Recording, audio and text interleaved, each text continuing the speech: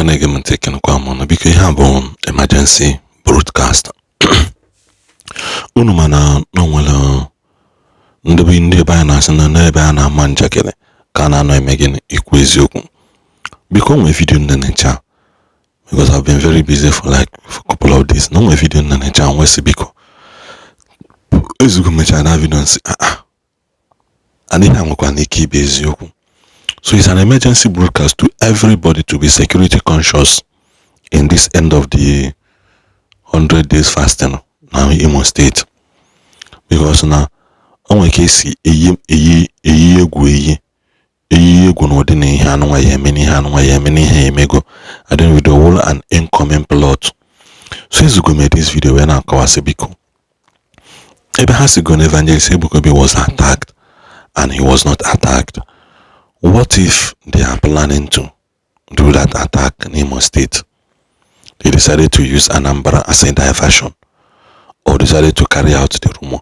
Because that young man in Docha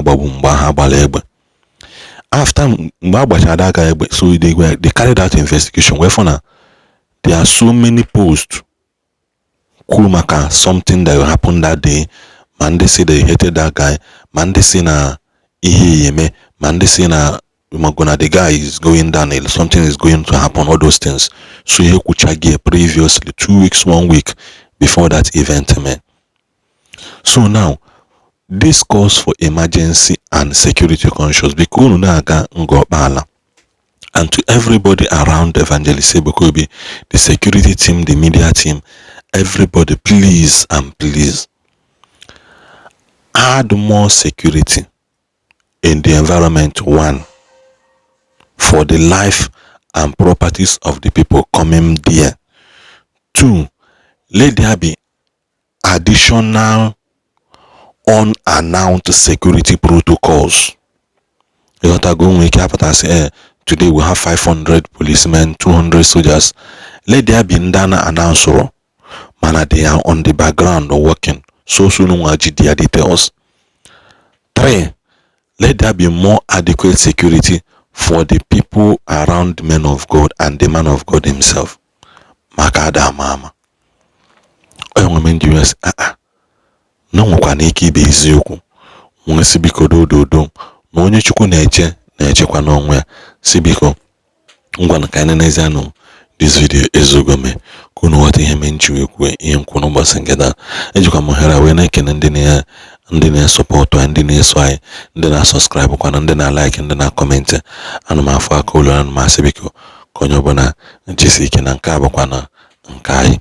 This channel is all about anything that has to do with Igbo. Onwe ihe na choba sali Igbo chobia na this channel mahaba munkuo momenana mandedibia mandajo mmado my exposition about states and states, about investment, state investment, about the happenings in an Igbo and other related Igbo stories.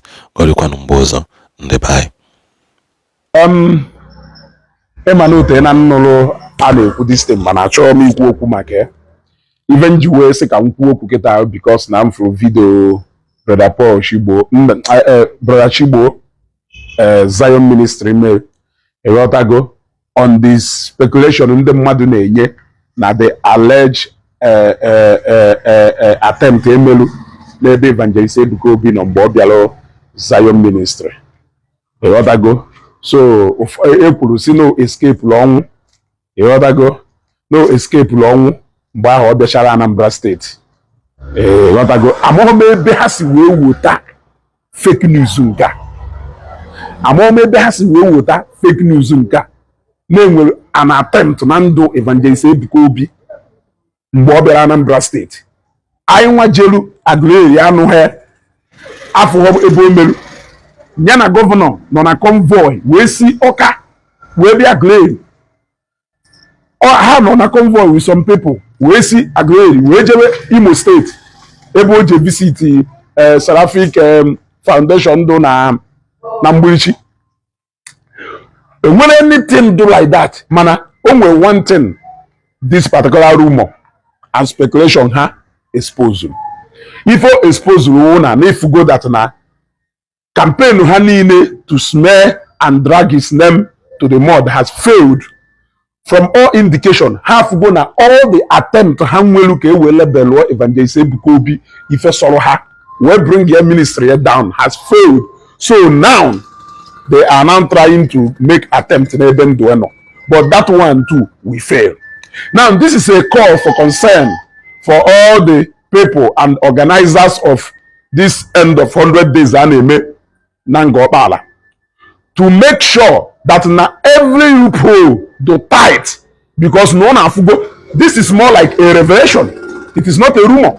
On a rumor, on a speculation, as a gossip and don't do to it. More fear.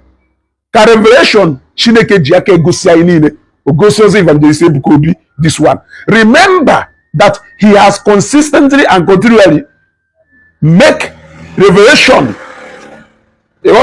Make revelation towards this particular angle. Now, who are those people who started speculating and carrying around this rumor, spreading this rumor around? Who are those people? Emmanuel Mwekamadi Yesi we plan sha no yebu. O made the most o ye me ko we funa nya ni mo bie ni no nya believe no nweta go. Even before nweta result ni ifo me o mapu no subo je kola no ndem mmadụ here you know make if no at the end of the day shop tan if I o mele I work on ebe no or do shocked.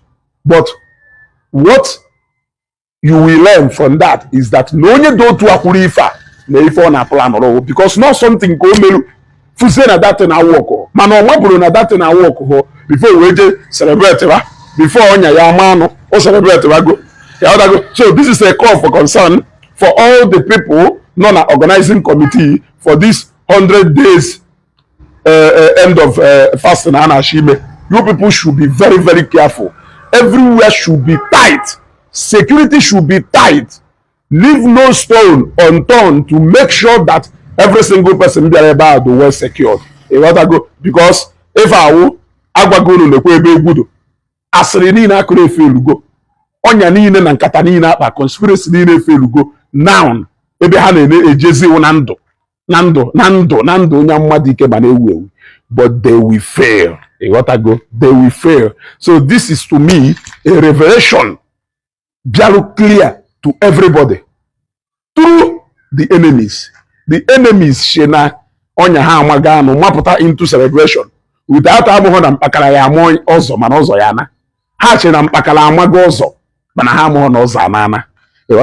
So to people ndị na-send message ọ bụrụ na ife niile ọnwụ na kono ya ba agbakasara ahụ nobody ife meno na agbakasara ahụ ezugo you don't want to say anything about this ezugo look at what people are saying or ife niile duka ihe ekwu okwu sometimes pretend ya alụ dark ọ na-efuru ife ha melu ka ha nwanwe ike na-ajụjụ onwe fe ajụjụ sometimes you pretend to them like you don't know nya akụpụ ntị kuchie ntị na-emele onwe gị ife na-emele onwe gị. So nke ọnwụ na m ekwughị ma nna m achọghị ikwe because I for need and reason mmeji wee kwue. Ọhụgo ọnị na-enye ndị mana ife na-abọda ha na ha do happy ya onwe ha ahada egbu ha ọgụgọ. They are not even happy about ndụ fa na-ebi. How do you think they will be happy seeing another person prospering? So na ife ha ga-eji wee setụrụ Evangelist Ebuka Obi na ọbịalụ Anambra State wee bịa commission lụọ a project of over 1 billion ọlụlụ nye to charity to people ọmahọ wu iji ịkọla akụkọ no escape ọnwụ onye plan. Where did it happen? Did it happen anywhere? It did not happen anywhere. Evangelist Ebuka Obi nwoke ifia ya ezunwu na afia such thing may news ye ebue onweho national television a ye ebue na Nigeria onweho Facebook page a ye ebue he were bloggers were gbala ego as usual so if o melu n'ime mbụbọ ebe ka o melu ịmakwa onye a na-agwa gị fa anọkata na-agwa na atemptere ife dịka convoy gọvanọ Soludo ya anụ ọhụụ sọsọ ụmụ muchi anọ n'okpuru ahịfịa ndị ya anụ so ọ bụrụ ife niile ka ụnụ ya ada agbakasịrị onwe n'ahụ. So this is just to tell the haters to continue. Ọkwa ma this 100 days a na-achọ ime ọdụgo done sealed and delivered. Ife anyị na-akụzi akụkọ ọwụ etu o si wee gaa. Aga bụkwa nwanne ụlọ Ezugo. Share this video.